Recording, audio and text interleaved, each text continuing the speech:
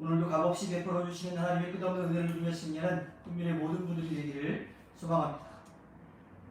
시인은 이 135편의 마지막에서도 송축하라라고 하는 말을 4번이나 반복하고 있습니다.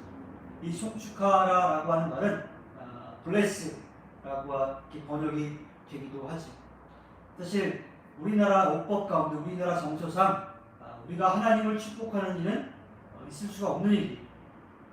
그러니까 위의 사람이 아랫 사람, 더 많은 것을 가진 능력을 가진 존재가 그렇지 못한 존재를 축복하는 거라고 하는 그러한 마음을 가지고 있지.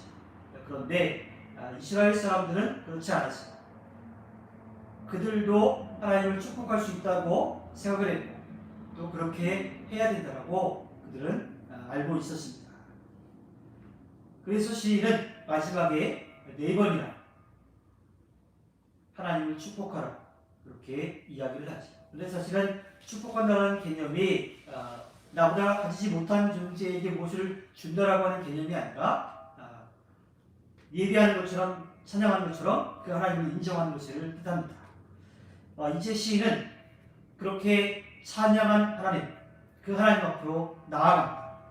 그 하나님을 찬양하지, 그리고 하나님을 함께 찬양하자고 모여있는 사람들에게 권면합니다. 앞에서 우상들은 아무것도 할 수 없다라고 그렇게 이야기를 했었어요. 우상을 섬기는 것은 맹목적인 겁니다. 그냥 우리에게 필요한 것을 채우려고만 하는 그러한 마음이에요. 근데 실제로 그러한 일은 일어날 수가 없지요. 그래서 제대로 된 목적도 없고 또 그 결과도 없어서 우상을 찬양하는 것, 우상을 경배하는 것, 우상을 따르는 것은 맹목적인 것이 될 수밖에 없어요. 그런데 하나님을 믿고 따르고 하나님을 인정하고 하나님을 찬양하는 일은 마땅한 이유가 있습니다. 우리는 하나님을 믿어요. 그 하나님이 어떠한 존재인지를 알기 때문이지. 또 그 하나님이 언제나 우리와 함께 하신다라고 하는 것을 우리는 분명하게 체험했기 때문에 고백하고 또 그분을 전하며 살아가는 겁니다. 나름대로 하나님을 만나고 그 하나님에 대해서 알고 있지요. 예수님께서 요한복음 4장 22절에서 너희는 너희가 알지 못하는 것을 예배하고 우리는 우리가 아는 분을 예배한다. 구원은 우리 유대 사람들에게서 나기 때문이다 라고 말씀을 하십니다. 사마리아 여인에게 말씀하셨던 것처럼 우리는 구원이 무엇인지를 알기 때문에 하나님을 믿고 인정하고 찬양합니다. 모르는 것을 숭배하는 것은 아무런 의미와 유익이 없어요. 그냥 사라져버리고 마는 거지. 우리에게 득이 되는 게 아니라 실이 돼. 우리에게 독이 되고 해가 되는 겁니다. 그러나 우리가 알고 있는 하나님을 예배할 때, 그 하나님의 이름을 높일 때 우리는 하나님께 영광을 돌려드리고 또 우리는 그 하나님이 주시는 그 은혜를 누릴 수가 있게 되는 겁니다. 그 하나님을 찬양할 때 우리를 구원하시고 우리를 회복시키시며 또 우리가 하나님의 은혜를 입는 그런 근거가 되는 거지. 시인은 마지막 절에서 하나님께서 예루살렘에 계시다라고 합니다. 시온산에 대한 이야기를 하고 있어요. 즉 하나님을 만나기 위해서 하나님 주신 귀한 은혜를 누리기 위해서 예루살렘에 가야 된다라고 그렇게 고백을 하고 있는 거지. 그런데 상징적인 의미인 거지. 하나님이 임재에 계시다라고 하는 것, 또 하나님이 주시는 그 은혜가 끝없이 흘러나오는 그것을 상징적으로 이야기하는 겁니다. 즉 우리가 하나님을 예배하기 위해서 지금도 예루살렘에 가야 되는 것은 아니에요. 하나님이 언제나 우리와 함께 하시기 때문입니다. 하나님이 이스라엘 민족에게 그 가나안 땅에 가는 동안 그 광야 가운데 있을 때 성막을 지으라고 했어요. 그리고 그 성막에 언약궤를 두게 하고 그 성막을 중심으로 12지파가 진영을 뜯어서 동서남북으로 실을 치게끔 했습니다. 성막을 지으라고 하는 것, 언약궤를 곳에 두라고 했던 것, 그 가장 핵심적인 이야기. 하나님이 그들과 함께 하신다고 합니다. 그래서 그 하나님을 그들의 마음 중심에 두고 그 하나님을 믿고 따랐던 겁니다. 지금 우리에게도 마찬가지입니다. 예루살렘이 아니라 그 성막 또 언약궤가 아니라 하나님이 언제나 우리와 함께 하시더라고 합니다. 그래서 우리는 하나님을 만나기 위해서 당황할 필요가 없습니다.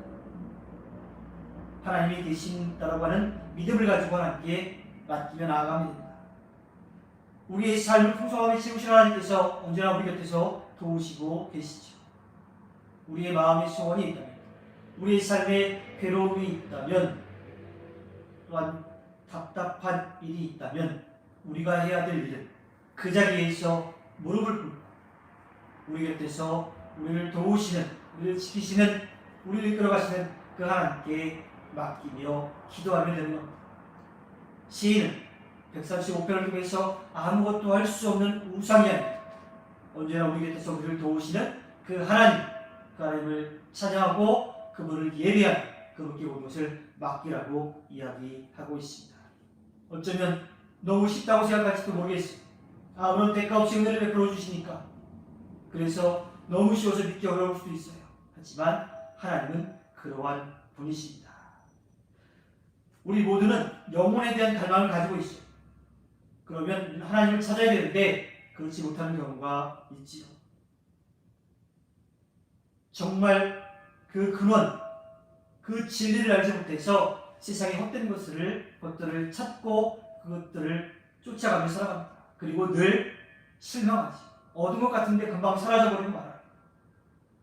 채워진 것 같지만 금방 공허해지고 말지. 하나님은 우리가 하나님께 나아오기를 원합니다.